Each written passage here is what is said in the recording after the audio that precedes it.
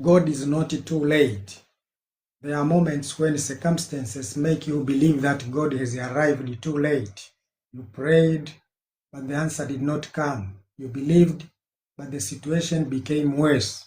You expected good news, but instead you received bad news. Our main text for this morning devotion is Mark 5, verse 22 and 23, and then we'll skip to 35 to 41. Jairus came to Jesus with an urgent request. My little daughter is at the point of death. I pray you, come and lay your hands on her that she may be healed and live. Jesus agreed to go with him, but while they were on the way, another community need arises, so he had to attend to it. A woman with the issue of blood touched Jesus and was healed. I think this is the message I preached a few, maybe 1 or 2 days ago. Then came the terrible report. Your daughter is dead. Why trouble the teacher any further? Human beings said it is over. But Jesus said, do not be afraid, only believe. The people saw death. Jesus saw an opportunity for resurrection. The people saw an ending. Jesus saw a new beginning. Somebody needs to hear this today. God is not too late. What looks finished to you is not necessarily finished to God. This is your moment. Number one, do not allow your status to stop you from approaching Jesus. Jairus was a synagogue ruler. He was a respected religious leader. He had position, influence, and status. Yet when he needed help, he fell at the feet of Jesus. We need to learn from this as religious leaders of our day. Mark 5:22 says, when he saw him, in spite of his respect as a religious leader, he fell at his feet. His position could not save his daughter. His title could not solve the problem. His influence could not produce the miracle. So he humbled himself before Jesus. There are moments when your title cannot help you. Your education cannot help you. Your money cannot help you. Your position cannot help you. You need Jesus. Never become too important to kneel. Never become too proud to pray. Never become too religious to ask Jesus for help. Your miracle may begin when your pride ends. Number two, do not lose hope when it seems God is delaying. Jairus had asked Jesus to come quickly, but on the way, Jesus stopped to minister to another woman. Imagine what was happening in Jairus' mind. He knew his daughter was dying. He knew time was running out. He may have been thinking, Jesus, please hurry. But Jesus stopped. Then the worst news arrived. Your daughter is dead. What Jairus considered a delay did not mean that Jesus had lost control. Hear this carefully. A delay is not always a denial. God may not work according to your timetable, but He is never late according to His purpose. While you are watching the clock, God is working on the situation. So don't become anxious because God has not answered according to your schedule. Keep believing. Number three, do not accept the report that your problem is greater than God's power. The people said, your daughter is dead. Why trouble the teacher any further? They were giving Jairus a conclusion based on what they could see. But Jesus immediately responded, do not be afraid, only believe. There are voices also coming to you. Just believe. God is going to do a miracle in your life as well. There were two voices. The voice of circumstances, your daughter is dead. But the voice of Jesus was saying, do not be afraid, only believe. Which voice will you believe?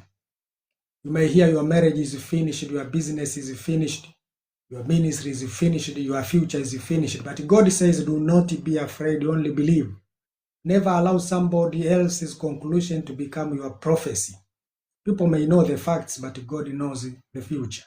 God has greater plans for your life.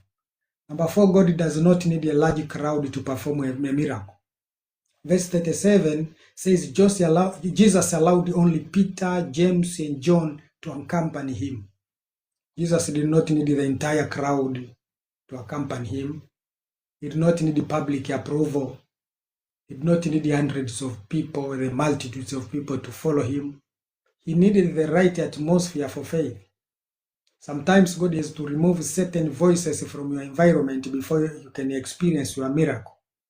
Some people will strengthen your faith, but the others will weaken it. Some people will say, believe God, the others will say, forget it, it will never happen. You must learn the difference. Protect your faith. Be careful who you allow to speak into your destiny, into your dreams.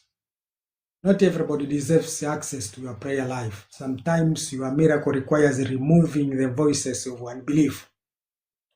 Number 5, Jesus sees the life where others see death.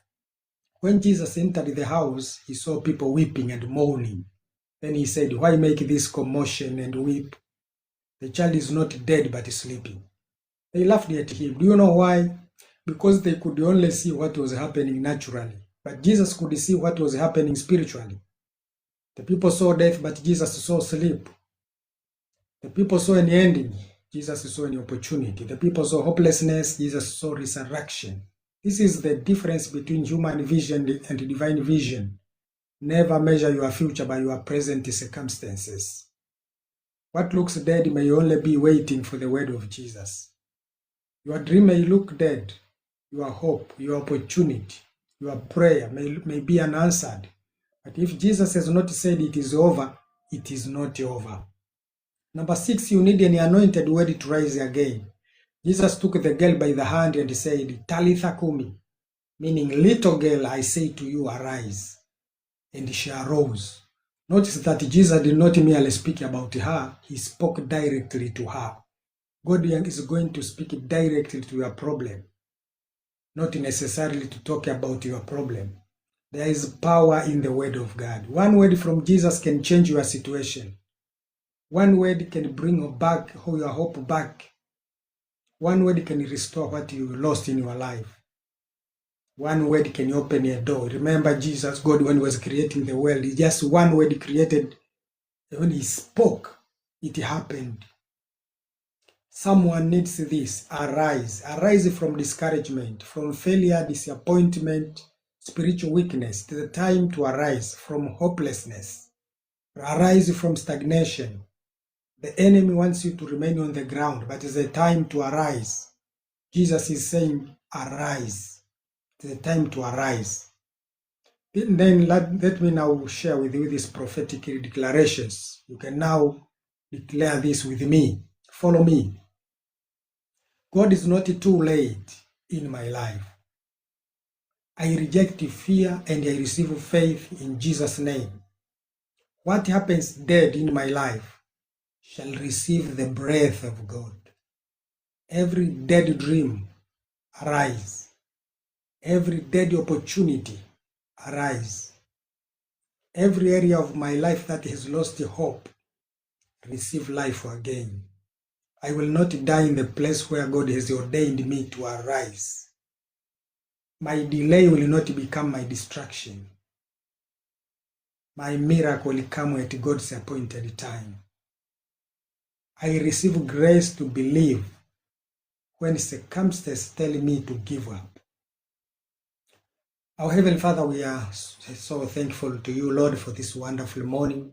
We ask you, Lord, to be with us. Fill your people with supernatural faith to believe your word, even when circumstances look impossible. In the name of Jesus, we reject every spirit of fear, anxiety, and hopelessness. We silence every voice speaking death, failure, limitation of our destiny. In Jesus' name, we ask you, your voice, Lord, to become louder in our life. Help us to trust your timing. When we cannot understand the delay, give us grace to keep believing.